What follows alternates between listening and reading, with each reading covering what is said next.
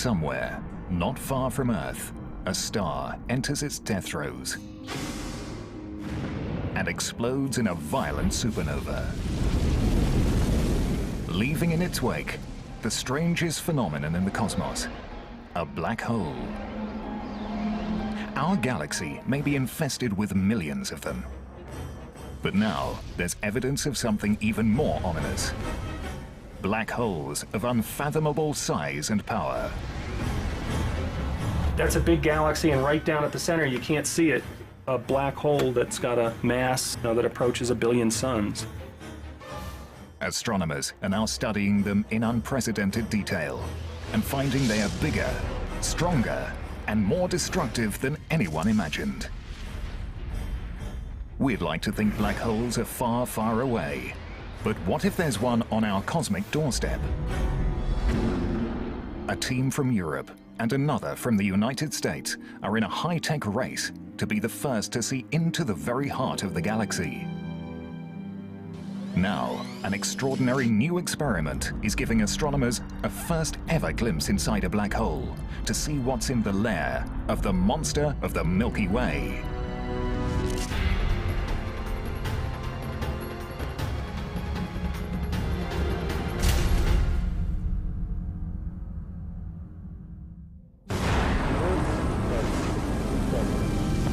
A new era in astronomy has begun. High-tech instruments in space are now revealing a universe rocked by violent events.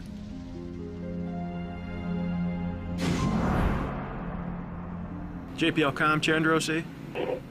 In the distant galaxies, astronomers have witnessed space and time shattered by eruptions so vast they boggle the mind. To put this on sort of an Earth scale, it's equivalent to about 1 trillion atomic explosions. But what could produce such awesome power? Whatever it is, it lives at the center of our own Milky Way. Scientists now believe it is the largest and most powerful object in the universe, and yet it emits no light. It is called a black hole. First suggested by Albert Einstein's equations, a black hole is space and time twisted into a furious knot. But the great scientist believed it could never exist in nature.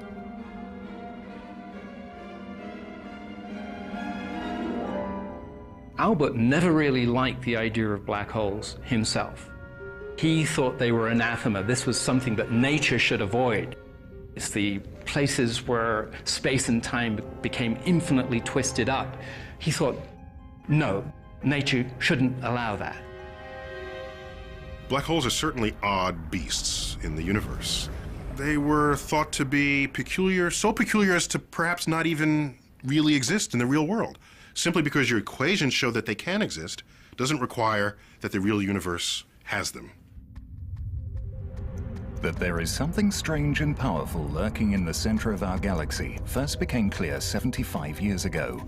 Early radio telescopes recorded a hiss like the sound of steam.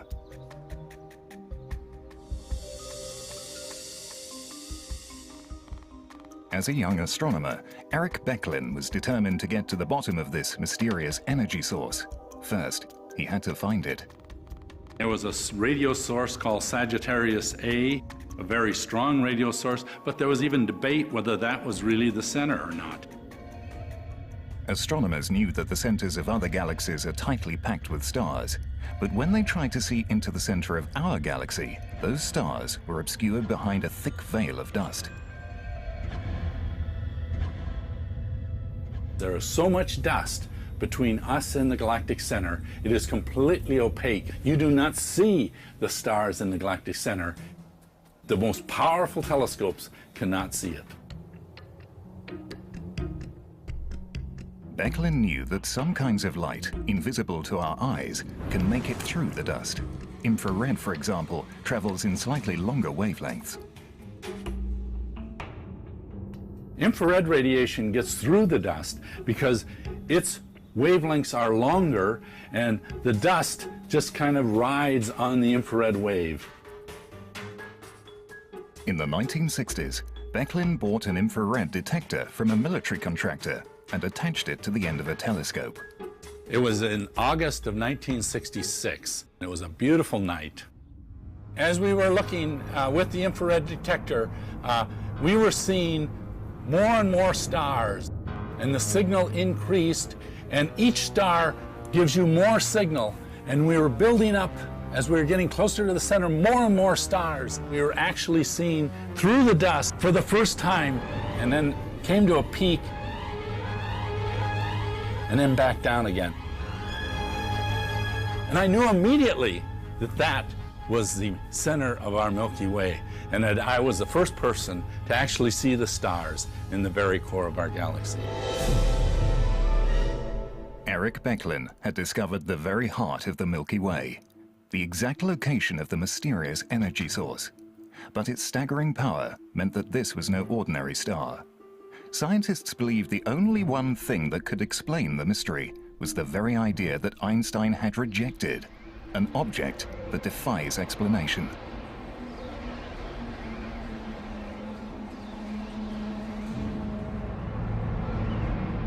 What's a black hole? It's this monstrous, mysterious thing.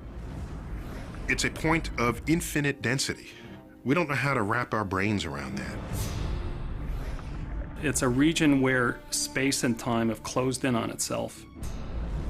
A black hole is a region of space where the pull of gravity is so immense that not even light can escape it. You reach the point where light cannot even come out. And if light can't come out, you're not coming out. And if light plus you are not coming out, it's a black hole. There's no other phrase we can possibly use to describe it. Welcome to the strange world of extreme physics, where space and time literally cascade into the abyss. Space itself is falling inside the black hole. It's rather like a river falling over a waterfall, except it's space itself that's falling over the cliff. It's rather like a kayaker trying to make their way upstream on a river that's going too fast. They get dragged down to the center of the black hole. Gravity becomes a riptide. The closer you get, the stronger the current.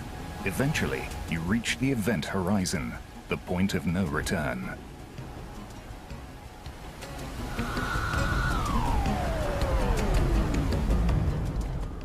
Matter goes inside the surface of the black hole, shrinks down to the very center, where it gets destroyed in a region of infinite warp space and time, and it's gone. The gravity at your feet, if they're close to the black hole, is a little bit stronger than the gravity at your head, and you feel that as something that is tearing you apart. The tidal forces unrelentingly getting stronger as they exceed the molecular forces that bind your flesh. And so you end up moving through space-time like toothpaste through a tube.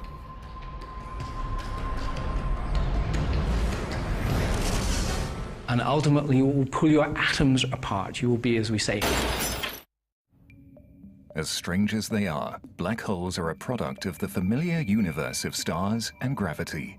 They have their genesis in a type of enormous star called a red supergiant. It is 10 times heavier than our sun, yet it will burn itself out in a fraction of the sun's lifetime.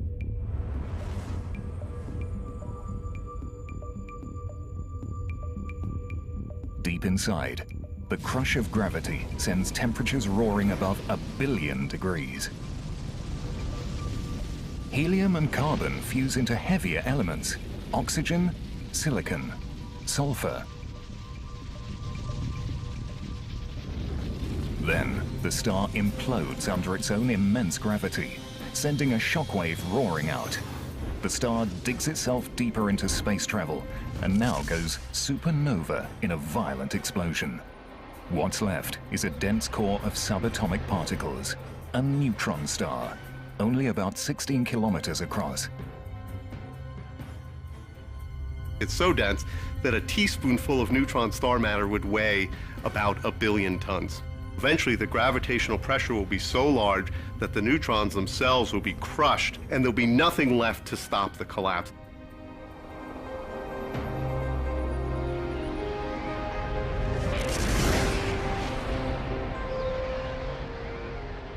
A black hole is born. It's 1 million times the mass of the Earth, but compressed so tightly, it literally exits the known universe. Now, the effect of that mass is still in our universe. The mass is still here in that it's causing this fold in space that goes all the way down.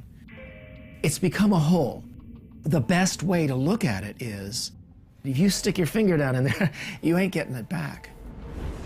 We know exactly what effect a black hole is going to have on its environment, on the stars in its vicinity, on the gas that wanders a little too close. So, will we ever see a black hole? No. But that's not what's important here. What's important here is we can see its paw print. In search of a black hole's paw print, Eric Becklin is on a lifelong quest to probe the center of our galaxy.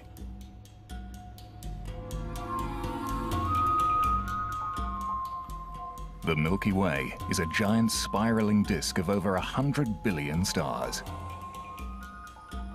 Our sun is about halfway out, in the peaceful suburbs. Becklin is headed to the galaxy's most exciting and most violent zones. But to make the final leg of the journey, he would need help. So he turned to a rising star in astronomy. Andrea Getz believes that the key to finding a black hole at the center of our galaxy lies in tracking the stars that buzz around it. For about 3 decades or so, there has been this question of whether or not our galaxy harbors a supermassive black hole at its center. And the key to answering this most definitively is to watch stars at the center of the galaxy orbiting. Getz's team set up at the newly built Keck telescope on the summit of Hawaii's Mauna Kea volcano, the largest telescope ever built. Our view to the center of the galaxy is absolutely superb. Our ability to position stars at the center of the galaxy is like somebody in Los Angeles seeing somebody in New York be able to move their finger like this, okay, just 2 centimeters. That's the precision with which we can measure something that is 26,000 light years away from us. Madeline, we're ready to go? The conclusive experiment to be done that really demonstrated that it was a black hole was to follow the orbits of individual stars very, very accurately and with the highest precision possible. But the stars in the center of the galaxy were not the only thing Getz and Becklin had to keep track of. Another group, working in the mountains of Chile, was hot on the same trail, led by Reinhard Genzel from Germany. This guy here. Yeah. It's a little too dense to be just a random collection. We suspect that in the galactic center, there may be hiding very massive black holes. To really be sure that there are black holes, we have to go in there as close as we can, so we can make measurements really good enough now that we can say it must be a black hole. Both teams wanted to be the first to prove that our galaxy harbors a supermassive black hole, but Genzel and his team had a 3-year head start. The amazing precision of Keck is the ace in the hole for Getz and her team. Mark Morris is a veteran of the Galactic Center search. The German group had already started to make headway on the Galactic Center even while we were deciding to pursue this. So we knew that in a head-to-head competition that as long as they were using the small 2.2 meter telescope that they were using compared to our 10 meter telescope, that we would blow them away. Bright speck on the top of this inset. That's the star which really has given us the essential clue for the black hole. It was certainly high excitement, but on the other hand, we would have to compile like at least 5 years of data before we could see the stars move. But what kind of cosmic monster was pulling the stars along? This is our roadmap, and that's the center of our galaxy. There's a large cluster of stars that are orbiting the center of our galaxy. Basically, the way this experiment works is you take an image, you see where all the stars are, and then you come back sometime later and you take another image and you look to see if they've moved. So the second time we took an image, we knew we